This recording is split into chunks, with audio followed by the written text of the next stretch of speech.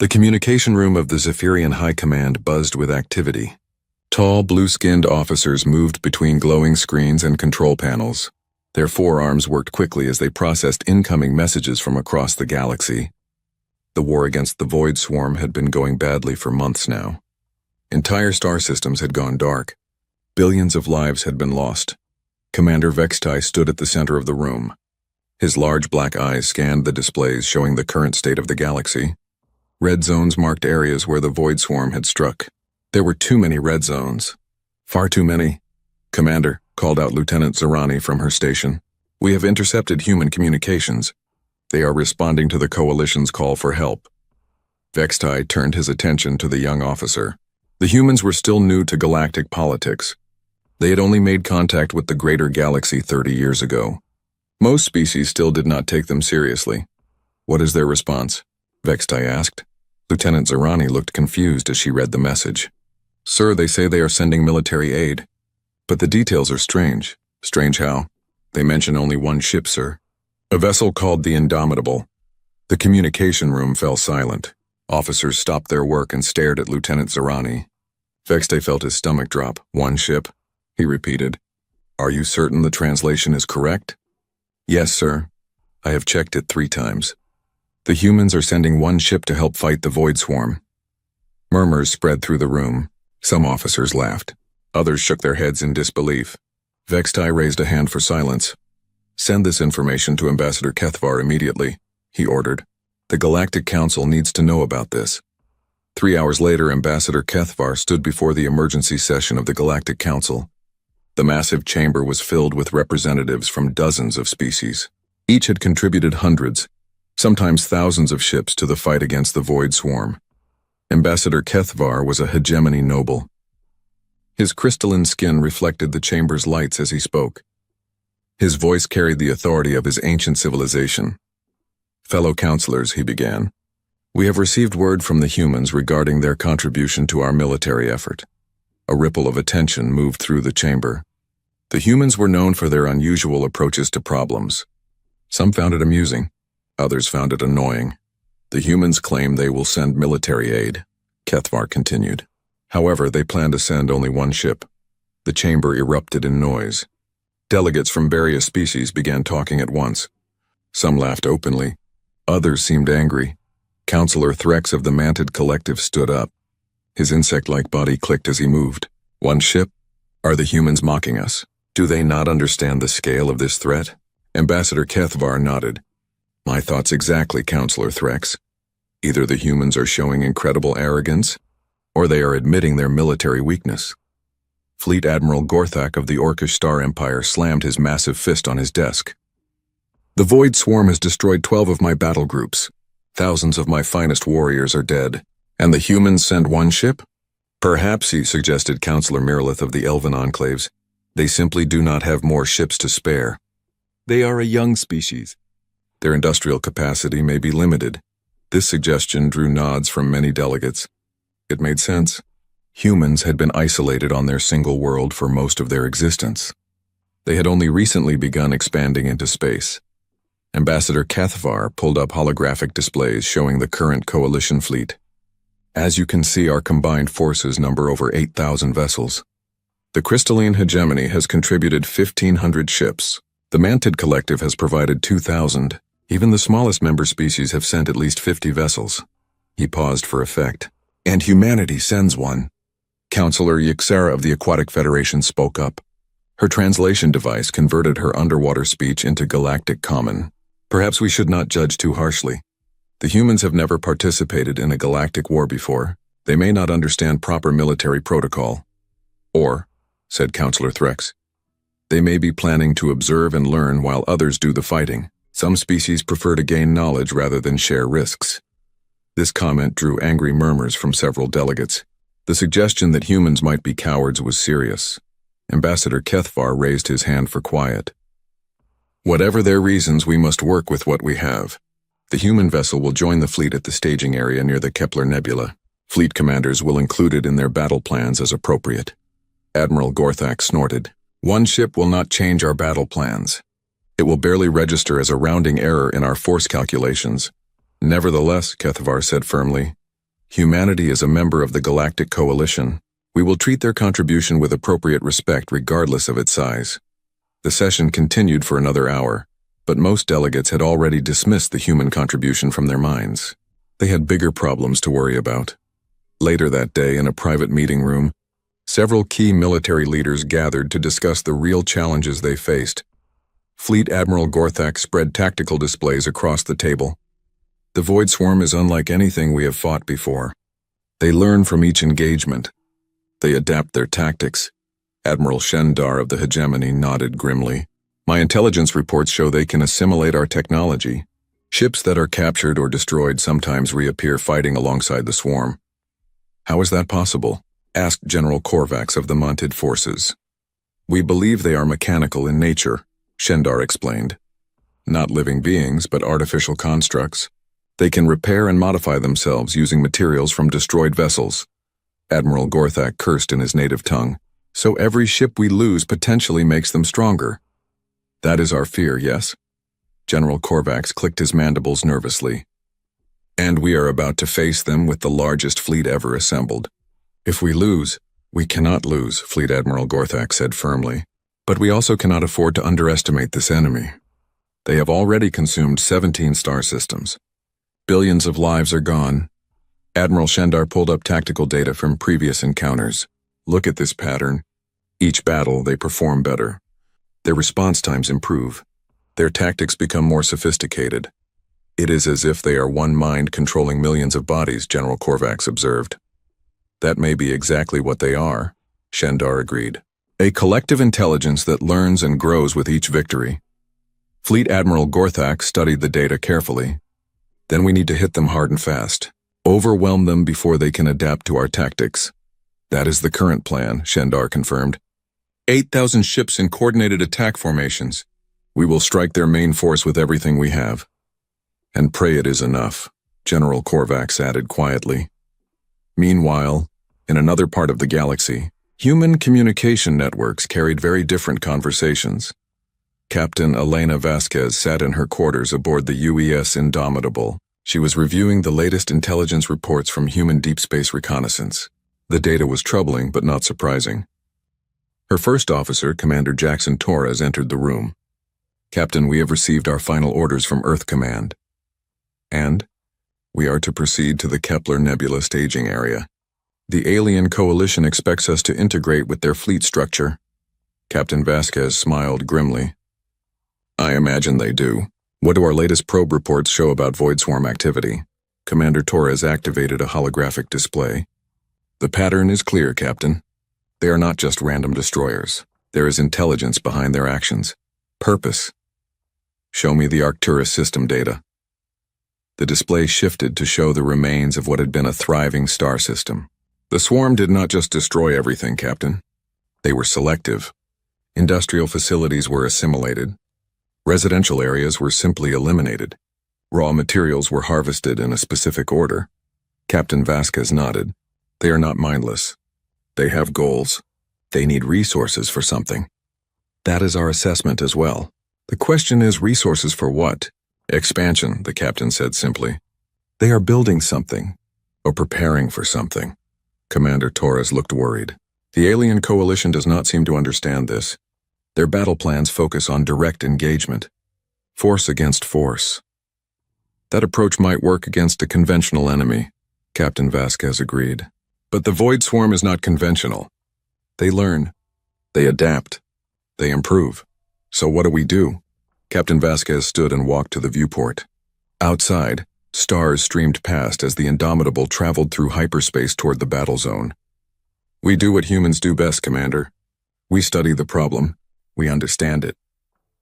Then we solve it. The other species will expect us to fight alongside them.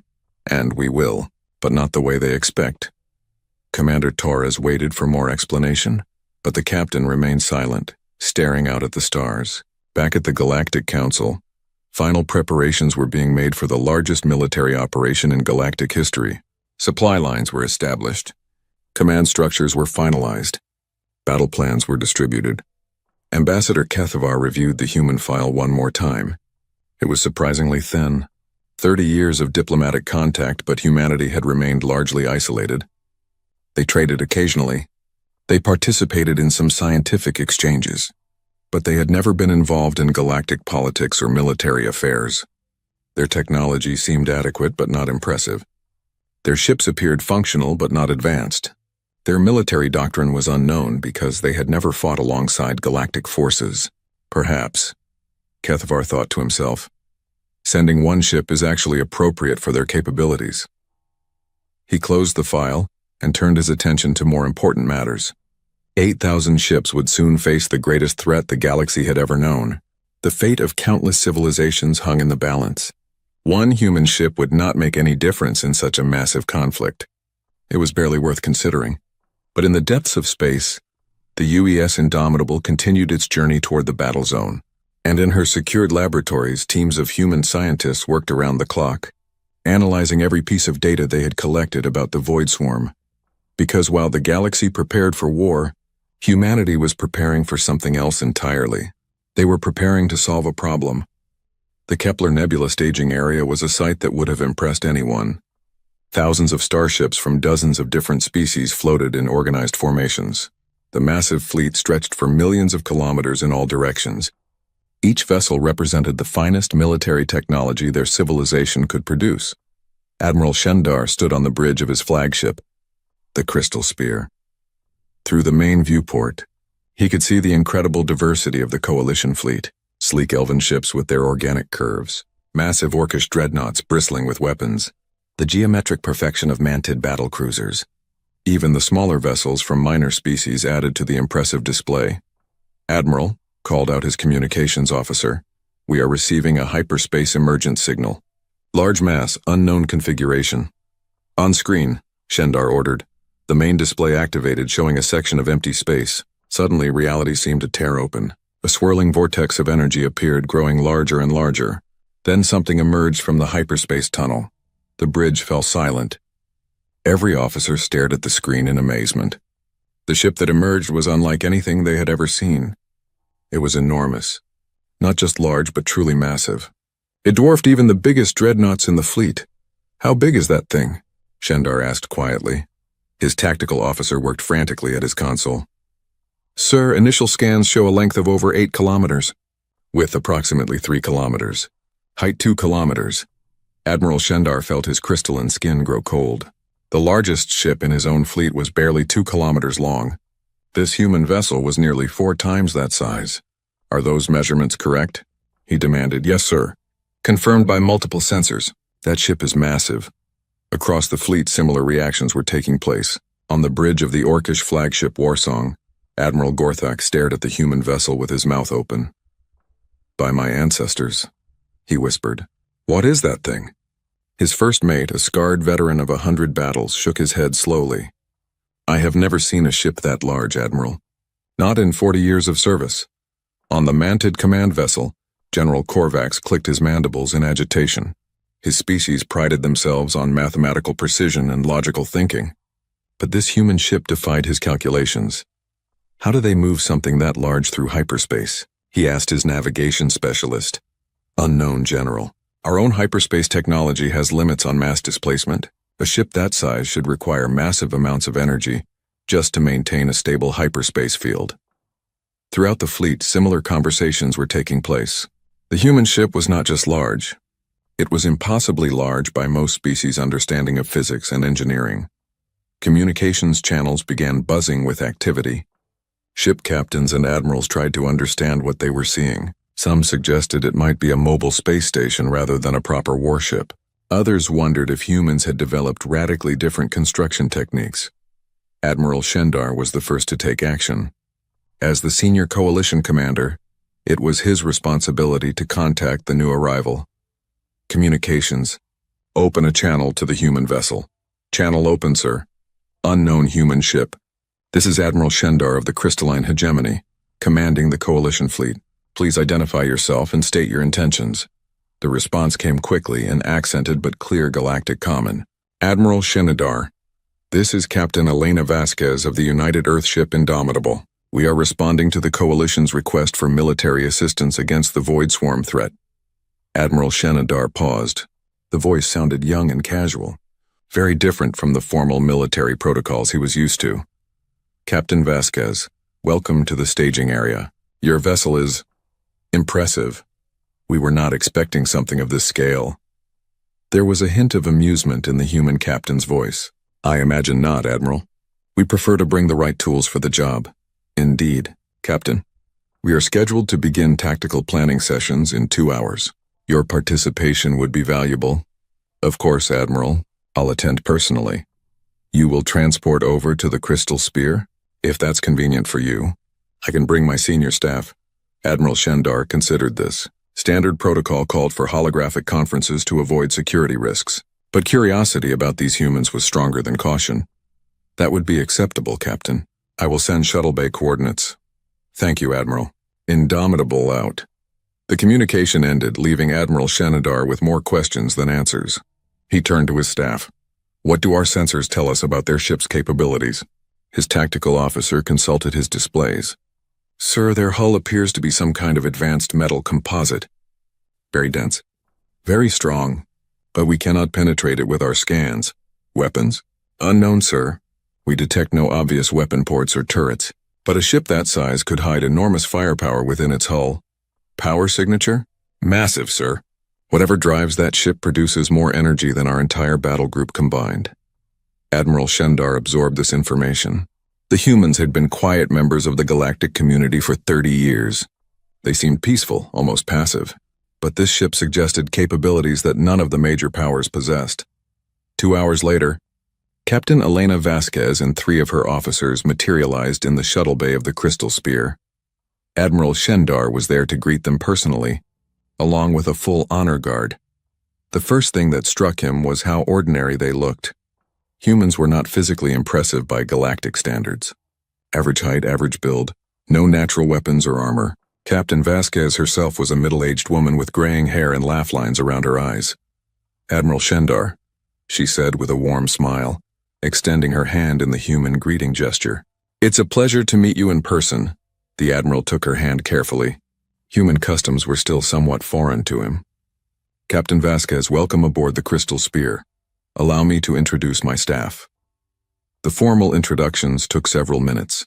Captain Vasquez seemed genuinely interested in meeting each officer, asking questions about their roles and responsibilities.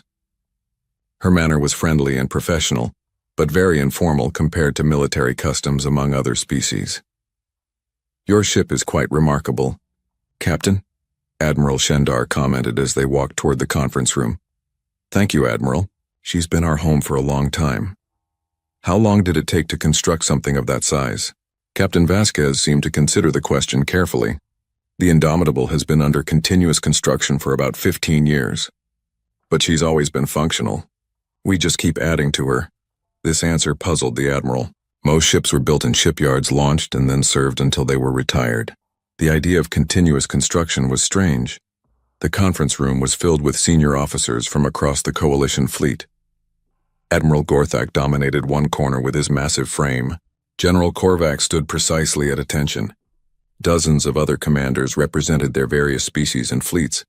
Captain Vasquez took her assigned seat without ceremony. Her 3 officers arranged themselves nearby. The Admiral noticed that they carried themselves with quiet confidence, but none of the rigid formality he expected from military personnel. "Now that we are all here," Admiral Shendar began, "let us review our tactical situation." The room's holographic projectors activated, showing a 3-dimensional map of local space. Red markers indicated known Void Swarm positions. Blue markers showed Coalition forces. Intelligence reports suggest the swarm's main force is concentrated here.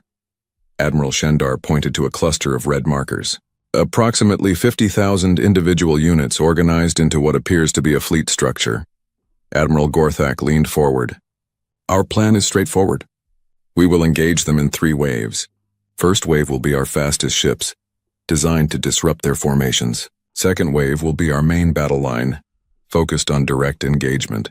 Third wave will be our heaviest units, intended to break any remaining resistance." General Korvac added, "Our simulations suggest this approach will minimize our casualties while maximizing damage to the enemy." Captain Vasquez had been listening quietly, but now she raised her hand. Excuse me, but I have a few questions about the enemy. Of course, Captain, Admiral Shendar replied. You mentioned 50,000 individual units.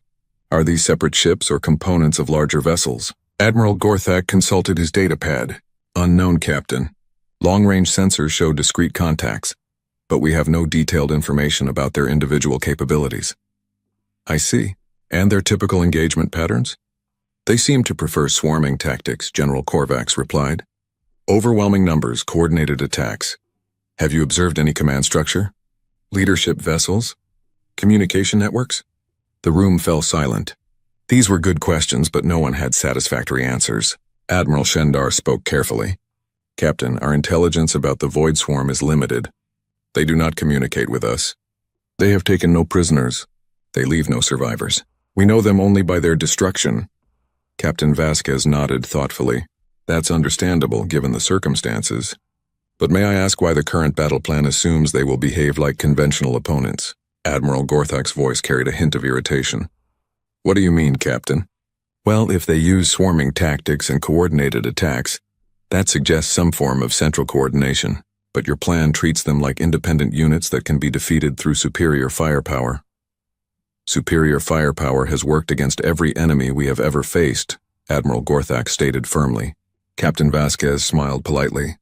I'm sure it has, Admiral. Humans have no experience with galactic warfare, so we're probably missing something obvious. But from our perspective, this seems like a problem that might benefit from a different approach. Such as? General Korvax asked.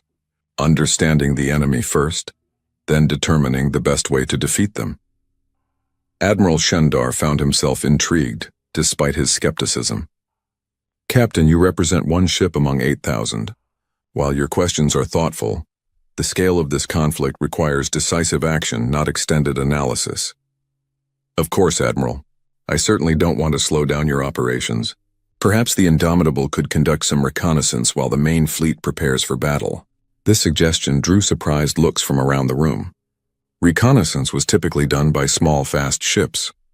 The idea of using a massive vessel for scouting seemed inefficient. Captain, Admiral Gorthak said slowly, reconnaissance missions require speed and stealth. Your ship is quite large. It is indeed, Captain Vasquez agreed cheerfully, but it has other advantages that might be useful. She did not elaborate, leaving the alien commanders to wonder what she meant. Admiral Shendar considered the request.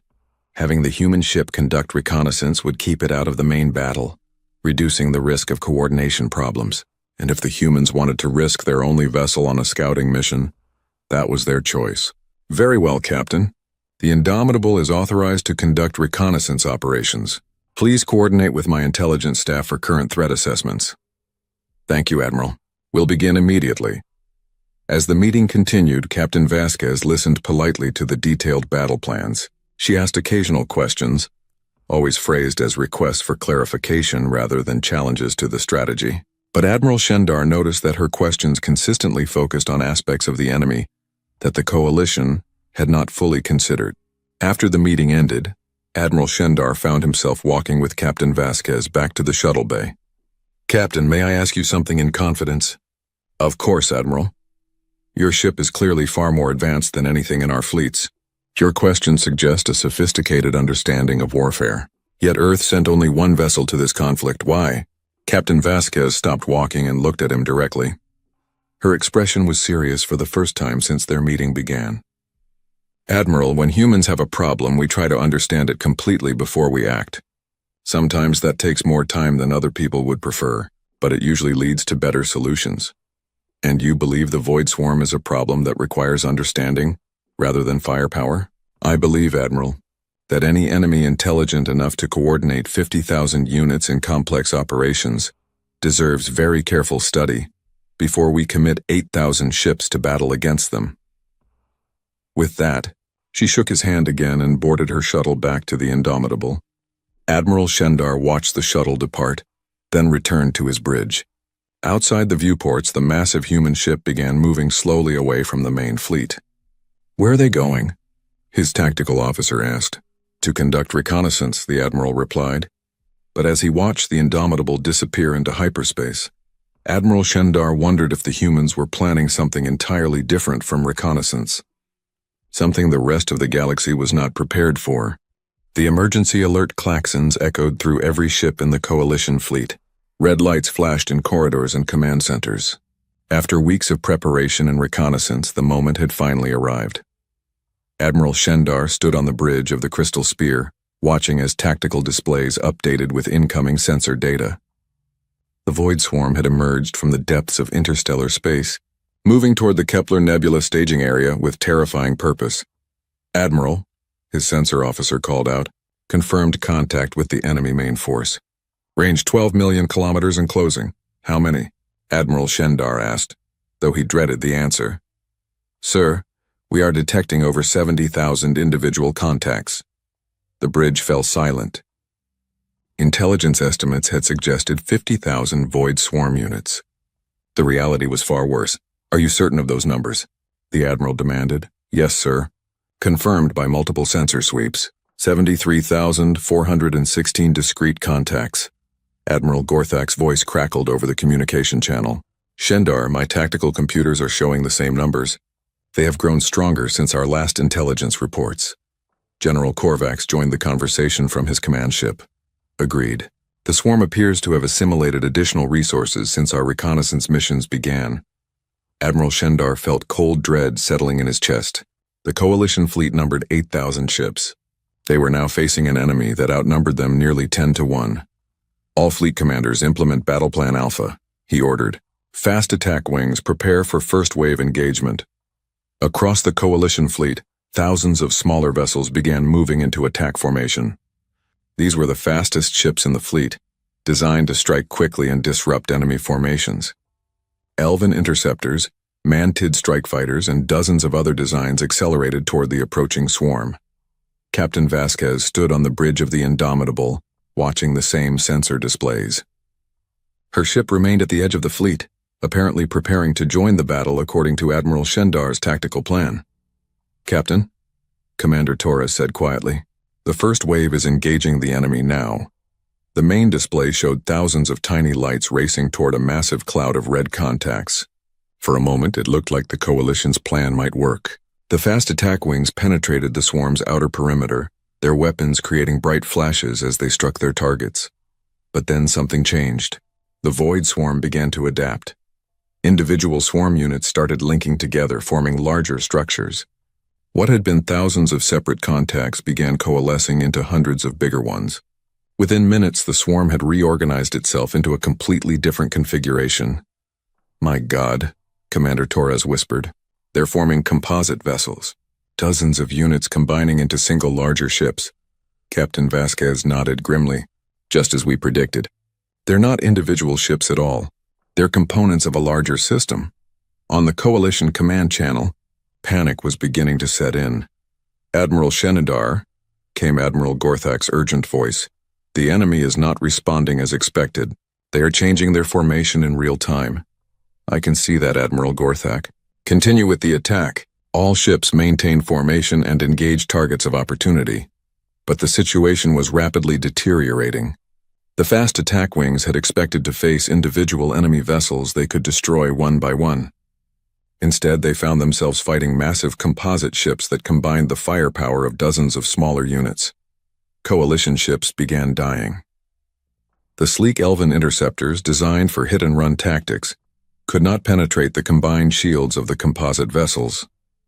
Mounted strike fighters found their precision weapons ineffective against enemies that could instantly redistribute damaged components.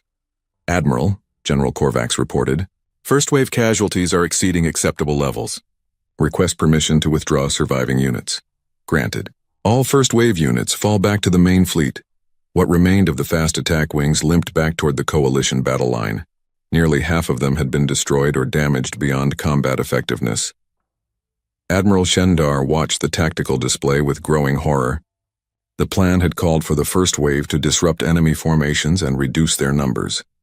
Instead, the Void Swarm appeared stronger and more organized than before. "Implement second wave attack," he ordered. "Main battle line, prepare for engagement."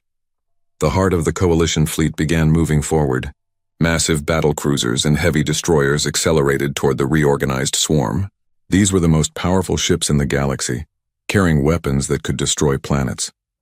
For a brief moment, it seemed like this approach might succeed. The main battle line's heavy weapons began tearing through the composite swarm vessels.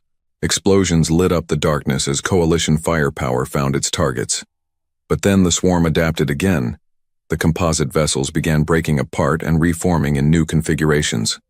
Units that had been destroyed were replaced by others from deeper in the swarm. Damaged components were ejected and new ones took their place. Worse, the swarm began copying coalition tactics. Individual units started mimicking the movements and weapons signatures of destroyed coalition ships. Within an hour, parts of the swarm were fighting using corrupted versions of Elven, Mantid, and hegemony combat techniques. "Admiral," his communications officer called out urgently. "We are receiving distress calls from multiple battle groups. The enemy is using our own tactics against us." Admiral Shendar watched in disbelief as Void Swarm units executed perfect hegemony pincer movements against his own ships. Other swarm elements used Mantid precision targeting to pick off damaged coalition vessels. "How is this possible?" he demanded. His tactical officer was pale with shock. "Sir, they appear to be learning from each engagement.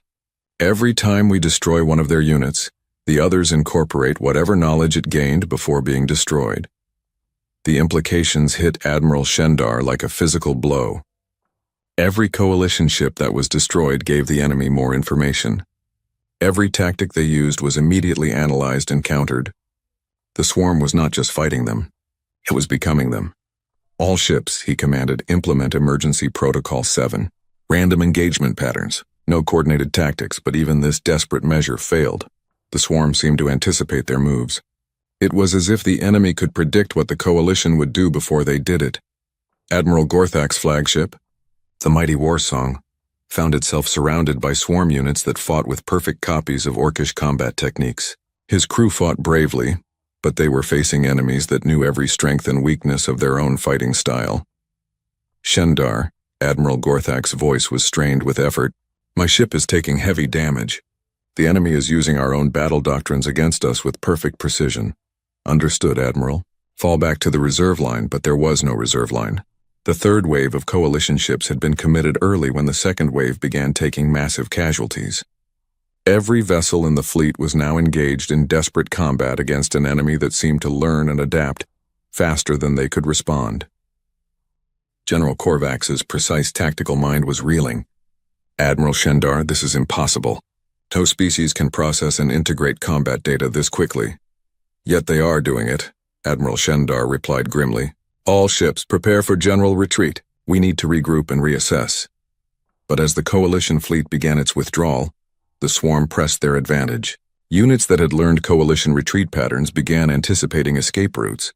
Ships that thought they were safely withdrawing found themselves caught in perfectly executed ambushes. The retreat became a rout. Coalition vessels fled in all directions, abandoning formation discipline in their desperation to escape. Many didn't make it. Captain Vasquez watched the disaster unfold from the bridge of the Indomitable. Her ship remained at the fleet's periphery, seemingly uninvolved in the battle. "Captain," Commander Torres said quietly, "coalition casualties are approaching 30%. At this rate, the entire fleet will be destroyed within hours."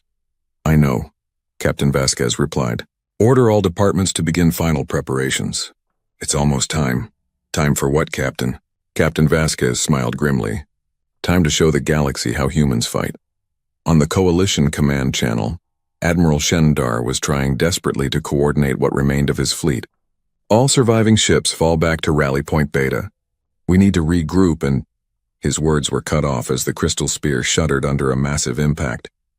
Swarm units had flanked his position using a perfect reproduction of his own tactical manual. "Admiral," his damage control officer reported, "hull breaches on decks 7 through 12. Main weapons offline. Engines at 40%. Admiral Shendar realized with growing horror that his flagship was dying. Around him, the remains of the greatest fleet in galactic history were being systematically destroyed by an enemy that turned their own strengths against them. "Sir," his communications officer called out, "we are receiving a transmission from the human ship." "Put it through." Captain Vasquez's calm voice filled the bridge. "Admiral Shendar, this is Captain Vasquez. I'm requesting permission to engage the enemy."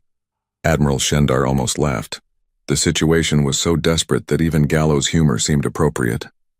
Captain, the entire coalition fleet is being destroyed. What can one ship do that 8,000 could not? Something different, Admiral. Permission to engage? Admiral Shendar looked around his damaged bridge. Half his crew was dead or wounded. His ship was barely functional. The fleet he had commanded was in ruins. Permission granted, Captain. Good luck. Thank you, Admiral. Indomitable out. On the tactical display, the massive human ship began moving, but instead of charging toward the swarm like every other coalition vessel had done, it took a different approach entirely. The Indomitable moved slowly, deliberately toward the edge of the battle zone. It seemed to be avoiding direct confrontation, instead positioning itself at what appeared to be a safe distance from the main fighting. What are they doing? Admiral Gorthak's voice crackled over the damaged communication system. I don't know, Admiral Shendar admitted. But across the fleet, surviving coalition officers watched the human ship with desperate hope. It was the only vessel that had not yet been engaged by the swarm, the only ship that might still have a chance to make a difference, even if none of them understood how one ship could succeed where thousands had failed. The Void Swarm had noticed the Indomitable as well. A large group of composite vessels began moving toward the human ship, ready to apply the same devastating tactics that had destroyed the rest of the coalition fleet. But as they approached, something unexpected happened. The human ship did something that no other vessel in the battle had done.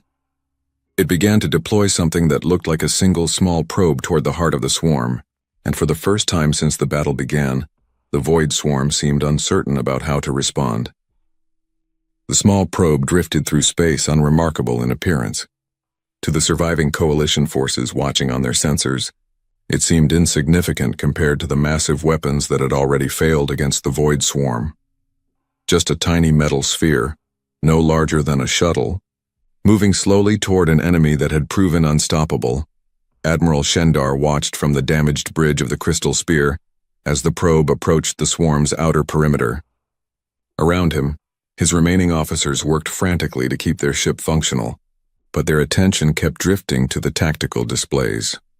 Sir, his sensor officer reported, the human probe has reached the enemy formation. The swarm units they're not attacking it. This was unexpected. The Void Swarm had attacked everything else immediately and without hesitation. Every coalition ship, every weapon, every piece of debris had been targeted the moment it came within range. But the small human probe continued its approach unmolested. Are they analyzing it? Admiral Shendar asked. Unknown, sir. Several swarm units have moved to intercept, but they're maintaining distance. It's almost like they're curious. On the Indomitable, Captain Vasquez stood calmly on her bridge watching the same displays. Around her, her crew worked with quiet efficiency, monitoring systems and making adjustments that seemed meaningless to an outside observer. Captain, Commander Torres reported, the probe has reached optimal deployment position. All swarm units within the target area have been mapped and categorized. Excellent. Dr. Chen, are your teams ready? Dr. Sarah Chen, the ship's chief scientist, looked up from her station. All analysis is complete, Captain. We have identified the communication protocols, the command structure, and the adaptation mechanisms. The countermeasures are prepared, then let's begin. Deploy Package 1. The probe, which had been drifting passively through the swarm formation, suddenly activated, but instead of exploding like a conventional weapon, it began broadcasting a complex electromagnetic signal. The transmission was unlike anything the coalition forces had ever seen. It pulsed and shifted, adapting its patterns in real time. The effect on the Void Swarm was immediate and dramatic. Across thousands of swarm units, the synchronized movements that had made them so deadly began to falter. Individual components started drifting out of formation. The massive composite vessels that had been formed from dozens of smaller units began to break apart. What's happening to them? General Korvax asked over the communication channel. His manted mind, trained for logical analysis, was struggling to understand what he was witnessing. Captain Vasquez's voice answered, calm and professional. We're disrupting their communication network. The individual units are no longer receiving coordination signals from their central command system. Admiral Gorthak's scarred face appeared on the communication screen. How is that possible? We tried jamming their communications for hours. Nothing worked. Because you were trying to block their signals, Captain Vasquez explained. We're not jamming them. We're talking to them.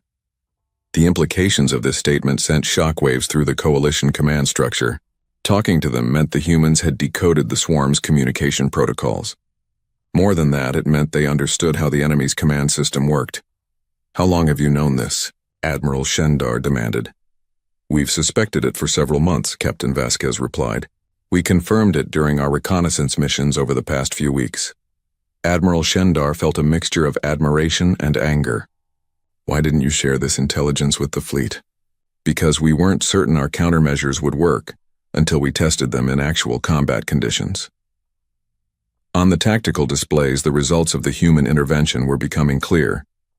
The Void Swarm, which had been an unstoppable force of coordinated destruction, was now a confused mass of individual units. Without their central coordination, they could not form composite vessels or execute complex tactics. But Captain Vasquez was not finished. "Dr. Chen, deploy Package 2. The probe began broadcasting a different signal. This one was more complex, with multiple overlapping patterns that seemed to shift and evolve as they transmitted. The effect was even more dramatic than before. Swarm units that had been drifting aimlessly suddenly began attacking each other. The mechanical entities that had worked together so perfectly now turned their weapons on their former allies. "They're fighting each other," Admiral Gorthak observed in amazement. "Not exactly." Dr. Chen's voice came over the communication channel. "We're injecting false command signals into their network. Each unit is receiving orders that conflict with what the others are being told. From their perspective, their companions have been compromised and need to be eliminated." General Korvax processed this information with his characteristic precision. "You have turned their coordination system into a weapon against them." "Essentially, yes," Captain Vasquez confirmed. "But this is still just the first phase of our operation." The first phase had already achieved more than the entire coalition fleet had managed in hours of desperate combat. Thousands of Void Swarm units were destroying each other, eliminating themselves more efficiently than any external enemy could have. But as the surviving coalition officers watched, they realized this was only the beginning of what the humans had planned. "Dr. Martinez," Captain Vasquez called to another station on her bridge. "Initiate Package 3.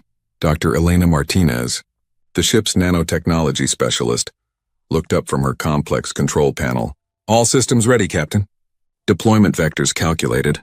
Nanobotic swarm prepared for release. Begin deployment." The probe, which had been broadcasting electromagnetic signals, suddenly began releasing something else entirely. Millions of microscopic particles spread out from the small device.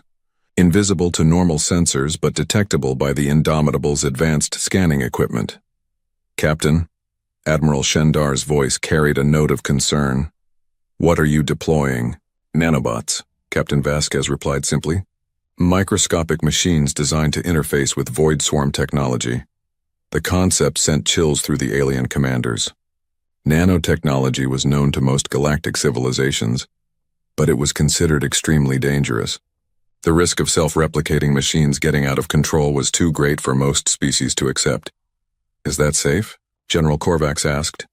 "Our nanobots are specifically programmed to interact only with Void Swarm technology," Dr. Martinez explained. "They cannot replicate using any other materials. They have built-in termination protocols and limited operational lifespans." As the nanobotic cloud spread through the swarm formation, its effects became visible on long-range sensors. Individual Void Swarm units began changing color on the tactical displays.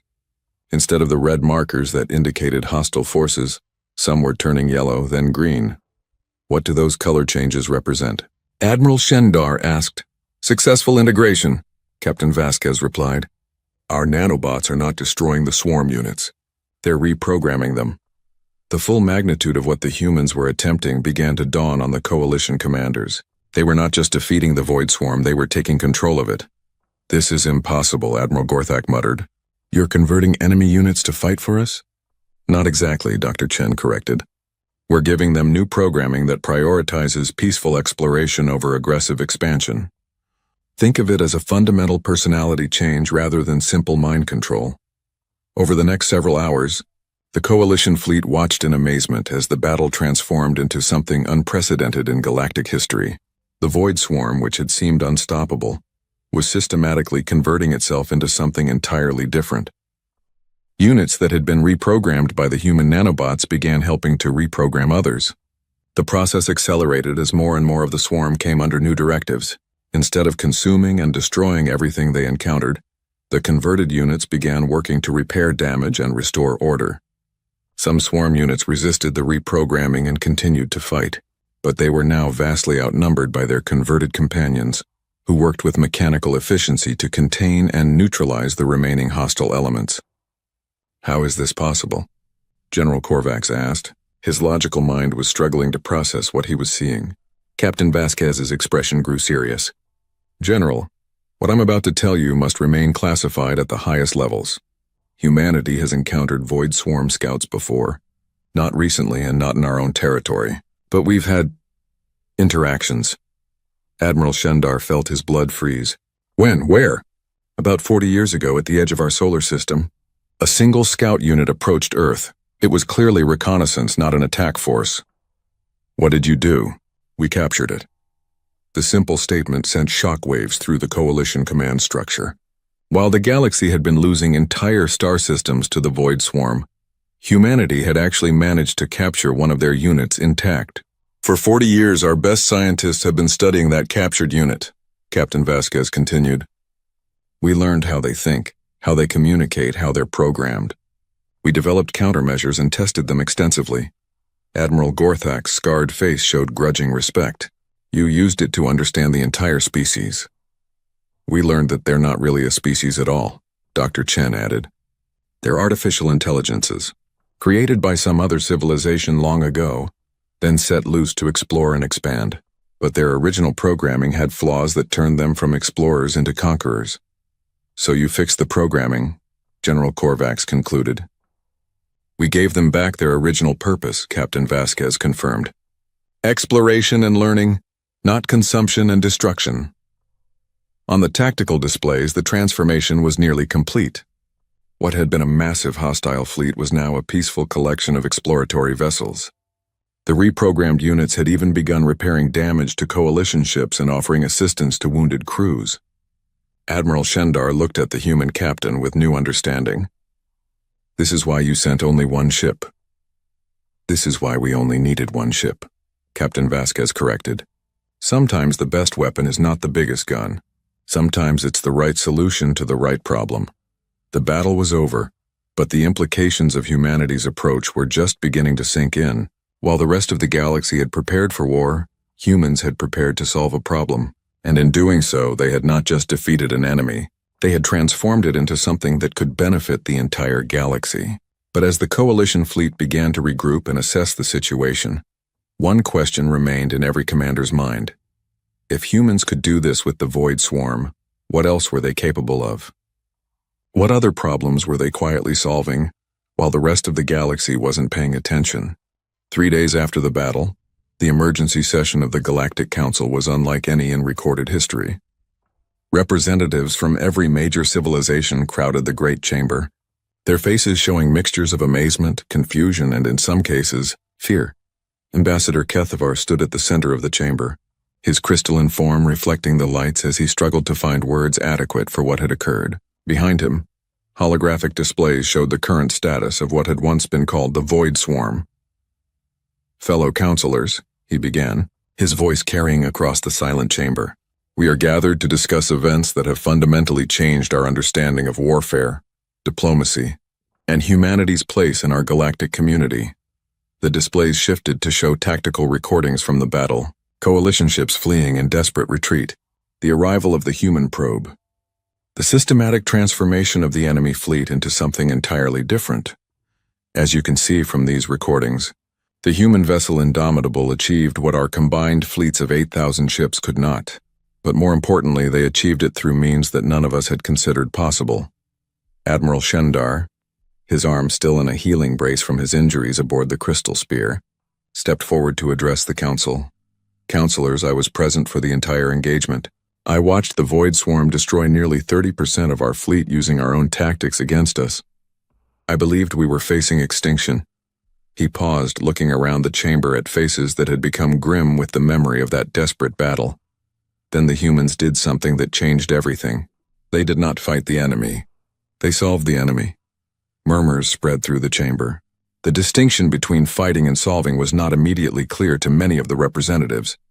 General Korvax, his insectoid form clicking as he moved, approached the speaking platform. "If I may, councilors, I believe I can clarify what Admiral Shendar means."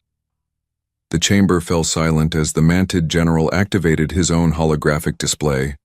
Traditional warfare, as practiced by every civilization in this chamber, involves applying superior force to destroy an opponent. We build bigger weapons, faster ships, stronger armor. We train better soldiers and develop more effective tactics. His display showed examples from hundreds of conflicts throughout galactic history. But the humans approached the Void Swarm as engineers approach a malfunctioning machine. They diagnosed the problem, developed a solution, and implemented a fix. Admiral Gorthak, his massive frame dominating his section of the chamber, spoke up from his seat. "General Korvax speaks truth. I have been a warrior for 60 years. I understand war. But what the humans did was not war. It was something else entirely." Ambassador Kethvar nodded. "Which brings us to the questions that must be answered. Captain Vasquez, would you please address the council?" Captain Elena Vasquez rose from her seat in the human delegation section. She looked small and unremarkable compared to the imposing figures of the other species representatives, but every eye in the chamber was focused on her. "Thank you, Ambassador Kethvar.